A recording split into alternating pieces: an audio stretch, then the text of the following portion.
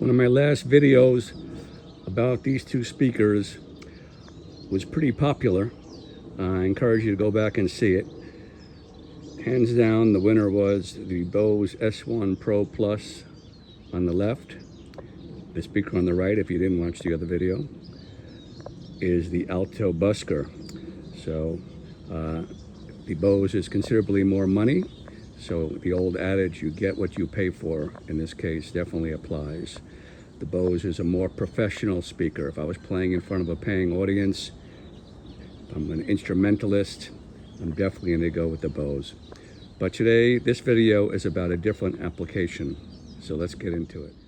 So the application is right in front of you. I'm deep into the man cave. That's my garage here. So, which speaker is better for a beat around the home speaker, not performing per se?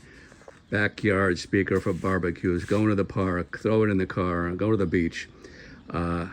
So let's talk about it. So I've already mentioned, the Bose is the better sounding speaker. It has a better mid-range. It has a better bass, much better bass. It's more of a hi-fi sounding speaker, full range sounding speaker. So if you want to listen critically and to take the place of a home stereo, I would definitely go with the S1 Pro Plus. But that's not our application here. We're in the garage, deep into the mess. Anyway, yeah, there's my boxes from all my speaker, my bike, some weights, all my car cleaning supplies. But let's get back to it. So, what makes the Bose such a more expensive speaker, more quality speaker? Well, talking about quality, reliability. Bose has been around, the S1 Pro Plus, before that was the S1 Pro. It's been around for probably about 10 years already. And it has a record of good reliability. The Busker is a newer speaker. It's pushing 2 years now. It had a certain number of problems, so I'm definitely going to say the Bose. When you pay the extra money, you're going to get a more reliable speaker that will last longer. The whole Bose family is known, at least their Pro speaker family, is known for their best in the business dispersion, how wide one speaker will throw sound to your left and right. And their Pro line with their L1 Pro series does 180 degrees. The S1 Pro Plus and the original S1 Pro it's 120. Still very good. So that one little speaker you don't need two speakers unless you're really critical, sitting in the sweet spot and you demand stereo. But in a garage speaker, you walking around, working in the garage, you definitely don't need two speakers if you have the volume and the dispersion. So 120 degrees really fills up a large space. That's a great selling feature of the Bose, and they're famous for it. The Busker, on the other hand, I wasn't able to find the exact spec, but I'm sure it's not 120. It's probably closer to 100 or maybe 90. So that's definitely a feature that's a plus in the Bose category. Another thing about the Bose, they both have a fairly simplistic app, but the Bose has on their volume control, it has hash marks when you physically go to the volume on the speaker itself. On the Busker, it's really funky. You just keep turning it, and you have no idea where you're at. So the Bose is much more precise as far as dialing it in and coming back the next day. I like to play it at maybe 11 o'clock, so I know the next day that's really the max I want to push it. So that's a selling feature for the Bose. So that's it. Short list. So as far as what I consider better about the Bose in comparison to the Busker, is really comes down to sound. If you're looking for higher quality sound, more full range, more hi-fi sounding, more professional sounding, you don't need a subwoofer. I mean, I always use a subwoofer, but you don't need it with the Bose because the bass is so good. As a matter of fact, some people say the bass is a little too much. They have to dial it back compared to the original S1 Pro. Where on the other hand, the Busker is very lean in the bass department. It really needs a subwoofer. It's and the mid-range is lean too. The high end on the Bose is very clean, and the Busker matches it. So in that category, they're both about equal. Maybe the Busker is even a little cleaner, but you'd really have to A/B them. This is FedEx truck is not for me. No more speakers coming right now. Sorry, guys. Here we have the Busker up on the stand, and let's talk about the pluses and the minuses of the Busker in comparison to the S1 Pro Plus. First of all, you know, this speaker stand is real thin and narrow, huh? And this speaker is tiny. The Bose S1 Pro Plus, you notice I had it in the vertical position. It was a little wide for this very thin stand.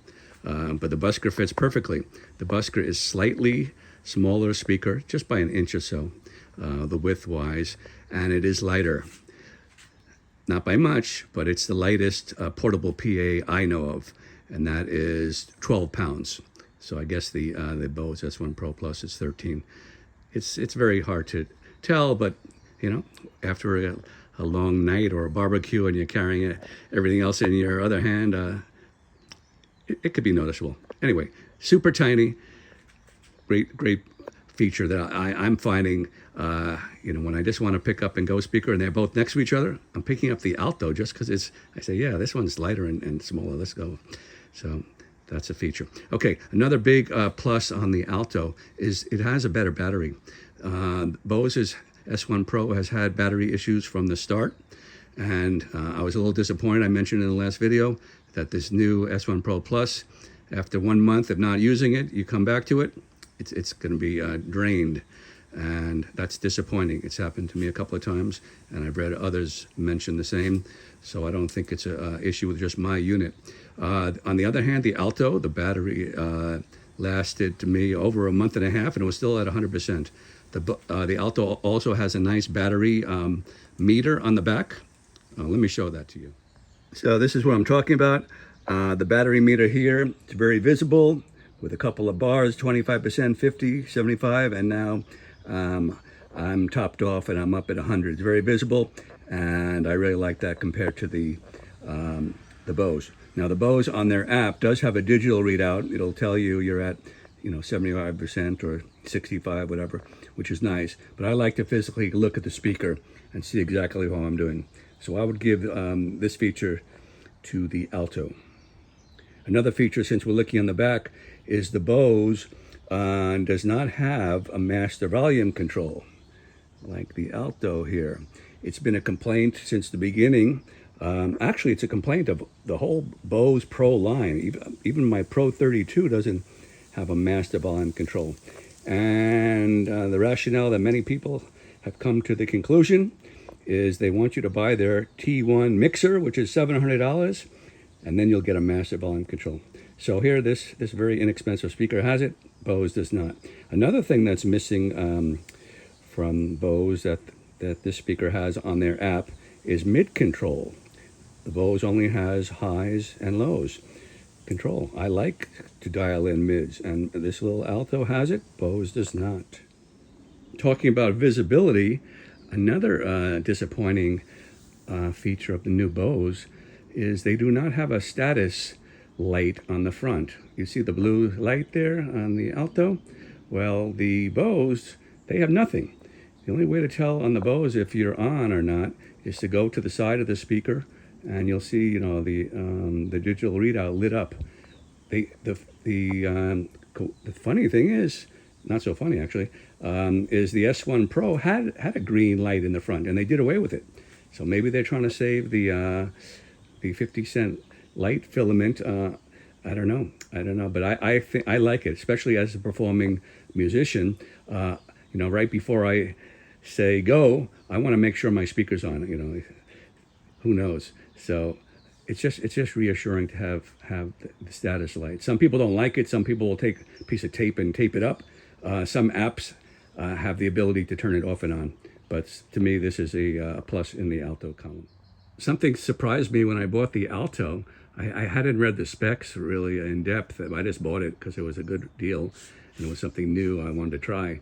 But I found out after the fact the volume of this little speaker and inexpensive speaker matches exactly the volume of the more expensive S1 Pro Plus, and that is 106 dB. The S1 Pro Plus is louder than the original S1 Pro. That was 103 dB, so they did increase the volume a little. And this Alto is right there. So yeah, so if you're in a garage, this little speaker is plenty loud. And I just want to mention, all the people that buy a Bluetooth speaker, like, your JBL, I don't know what they call them anymore, but they're not inexpensive. The Marshall Bluetooth speaker, you go to Best Buy, they have a whole row of all kinds of Bluetooth speakers. And they're in the same price category as the Alto, but none of them come anywhere near 106 dB. So this is a PA speaker, and it performs like one.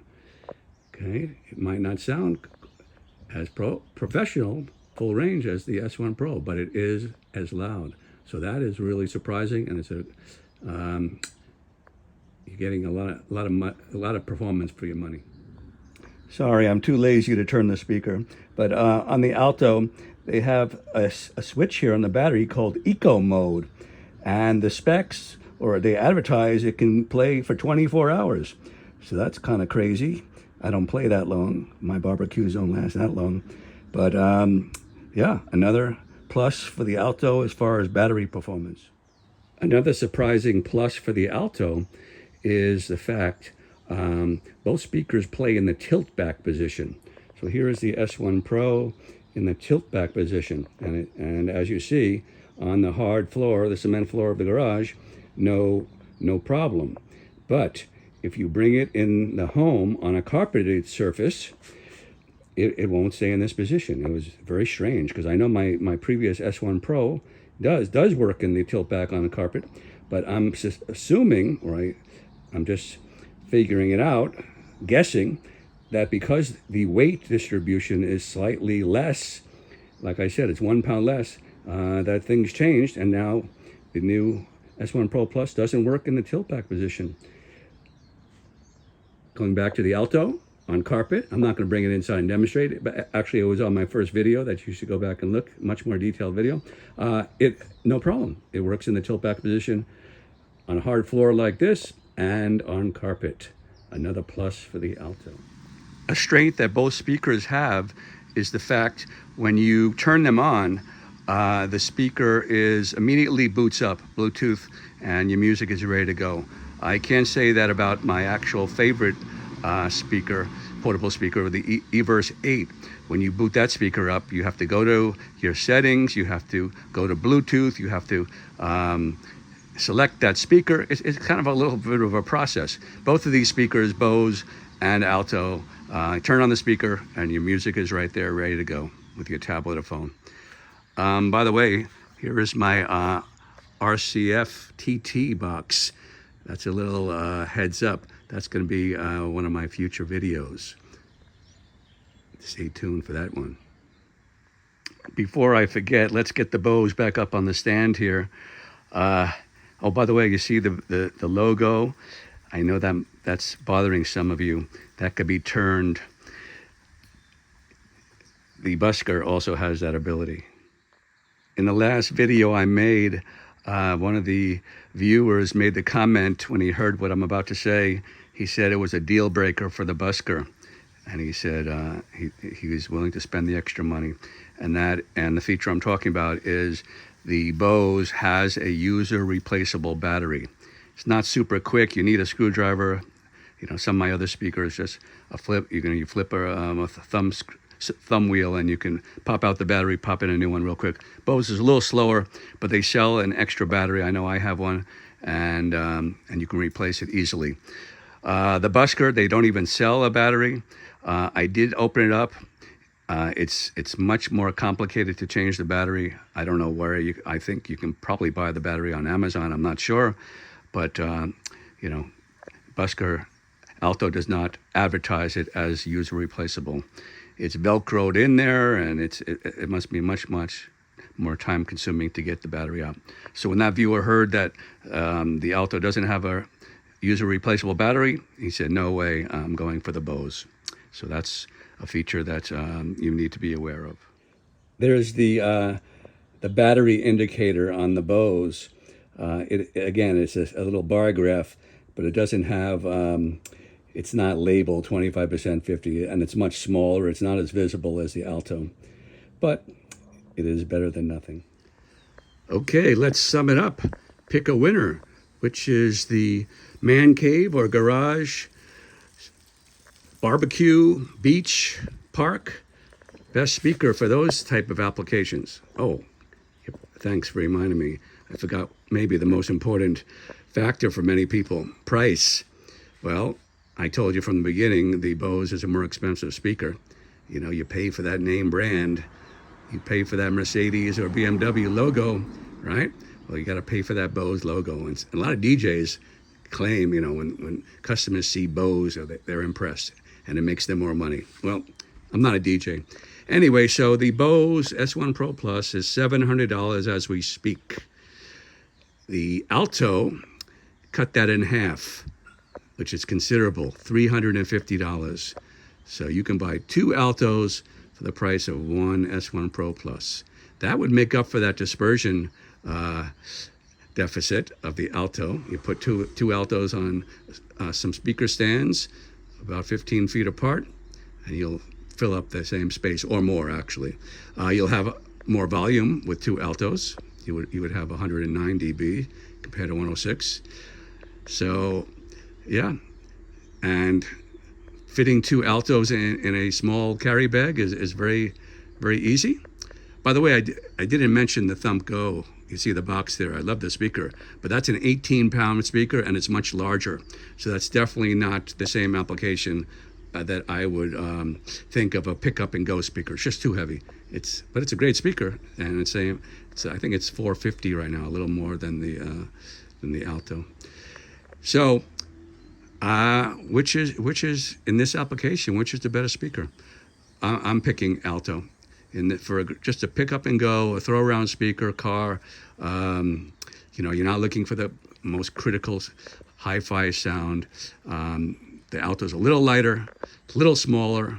It has some features that are better that I mentioned, and then you know, the price just signs the deal that it's half the price.